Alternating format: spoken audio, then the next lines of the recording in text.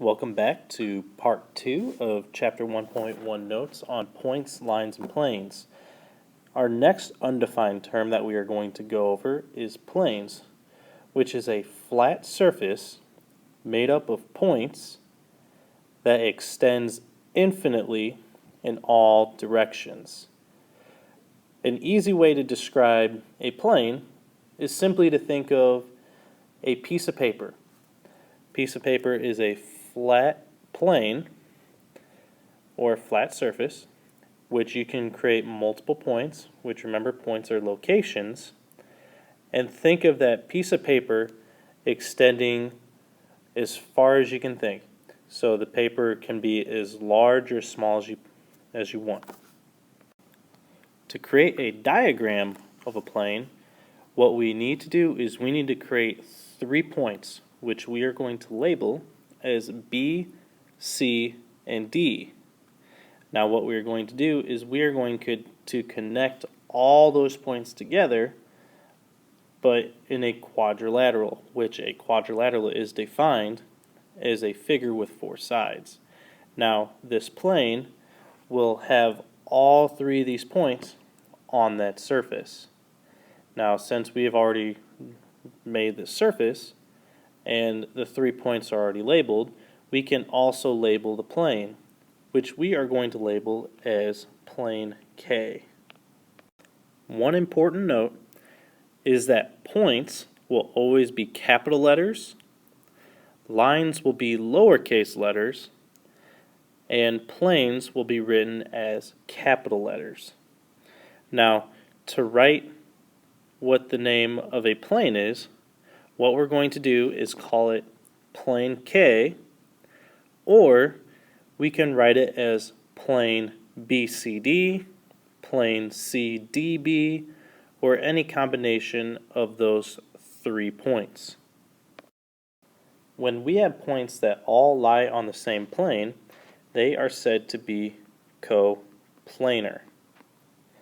As stated, there is exactly one plane through any 3 non-collinear points. Now what this means is that if we have 3 points, then we can only create one plane through those 3 points. If we try to create any other planes, they will be the exact same plane as the one we drew before. In example 1, our directions tell us to use the figure to name each of the following. Now in part A, it tells us to find a line containing point N. Now, when we look for point N, it is right between points M and O. Now remember, a line can be drawn between 2 points. So the line that we are going to look at is that line right there.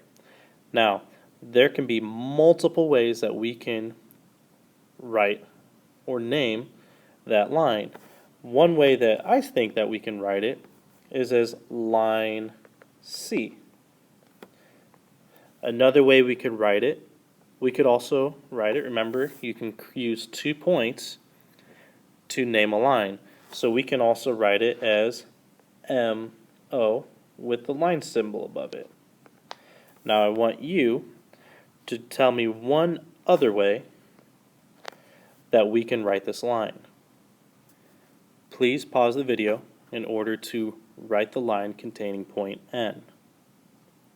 In part B, we need to use the figure to name a plane that contains points P and M. Now, remember, when we are looking at a plane that contains 2 points, we can either write it as plane, whatever the name of the plane is, or we can write it as the plane with 3 points. Now, the name of the plane right now is plane A. Now remember, another way to write it is where we write it as a plane with 3 points contained on that plane. Which 3 points we can think of, we can say point P is on the plane, point M is also on the plane, and finally there are 2 other points we can choose from, either N or O. which I'm going to choose N. So we can write this also as plane P, M, N. Now I want you to take a second and pause the video and give me one more way that we can write a plane that contains points P and M. Now in example 2, it tells us to name the geometric terms modeled by the picture. The first geometric term that we're going to look for that is modeled in the picture is going to be a point. Now, when we look at this flower, the center part of the flower is called the stigma. This would be synonymous with a point. So we can say point A is the stigma of the flower. Now, also within the flower, we have the stem, which if you were to look at a stem, that looks a lot like a line. So in order to write a line, we can either use the 2 points that create that line, which are AC, or we can write it as line D, which I'm going to just write it as line AC, which is the stem of the flower. Now finally, we need to look for a plane. Now, they luckily give us a paintbrush, so we know that this is a painting. So, in order for them to draw this flower, it has to be put on a piece of paper. So we can say that the paper that they use to create this is the plane. Now, it doesn't give us what the name of the paper is, so therefore we're going to have to use 3 letters to do that. So we're going to call it plane BCA, and that is the paper. That is the end of part 2 of chapter 1.1 notes. Please continue on to part 3 to continue on with the chapter 1.1 notes. Welcome back to part 4 of chapter 1.1 notes over points, lines, and planes. Now in example 4, we are going to be looking at the figure on the right, and we are going to be determining a few different things. In part A, it tells us how many planes appear in this figure. Now, remember, planes are a flat, infinite surface. So that means we are just looking for all the flat surfaces we have. So the easiest one to recognize that we've all seen is plane M. That one looks just like all the ones we've looked at. It's 4-sided, looks like a piece of paper. That would be our first plane.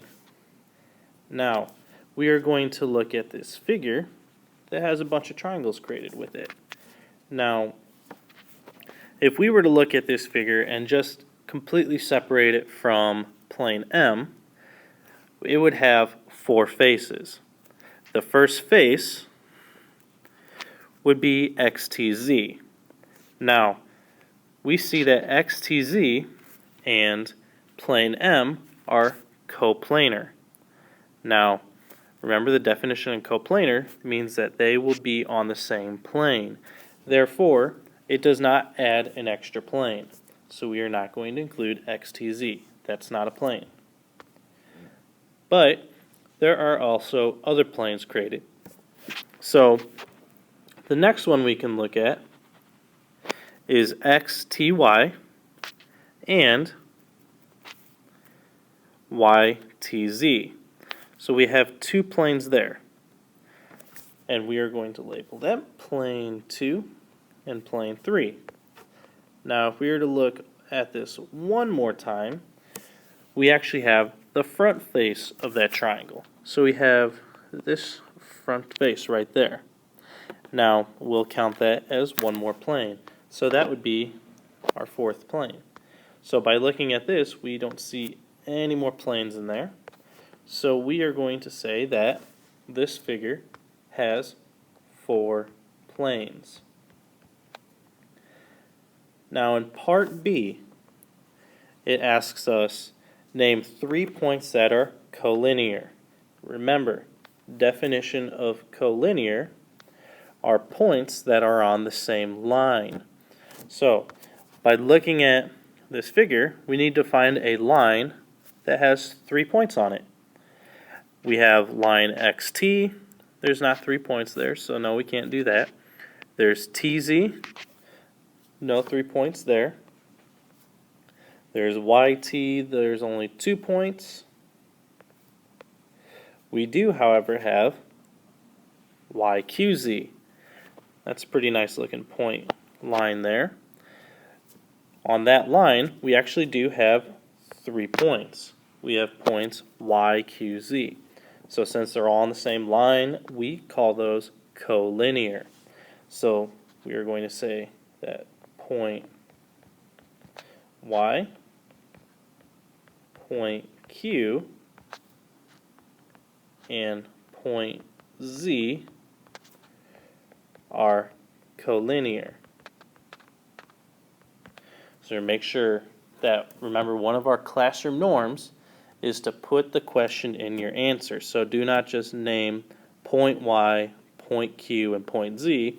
Make sure that you explain what we are answering. Now, in example 4, part C, it asks us, are points X, Y, and Z coplanar?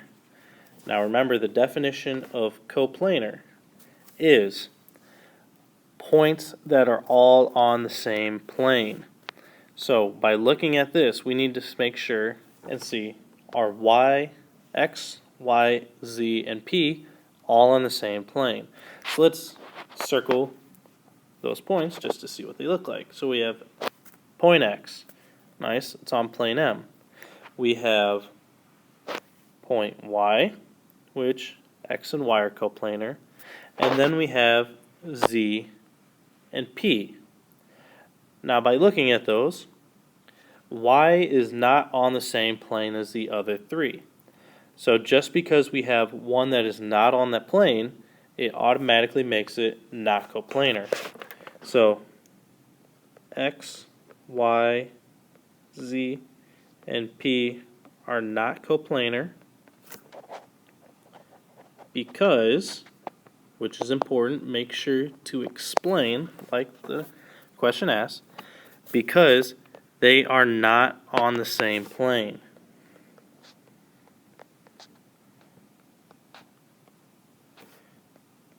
Now, one thing I want you guys to do is to ask yourself, you can pause the video for a quick second, and list what points would be coplanar. So what 1 point do we need to change so that they are coplanar? After you are finished, go on to part D. Now in part D, it tells us at what point do lines PR and TZ intersect. Now we are looking at line PR and line TZ. Now remember, for them to intersect, they have to cross each other. Now when we look at PR, line PR, that line only intersects plane M at 1 point, P. We look at line TZ, and that entire line is actually on plane M. So the only way that these two could intersect is if they both crossed at P. However, if we were to extend line TZ, it doesn't appear that these two would intersect because TZ is not going to cross at the only point on plane M that PR has, which is P.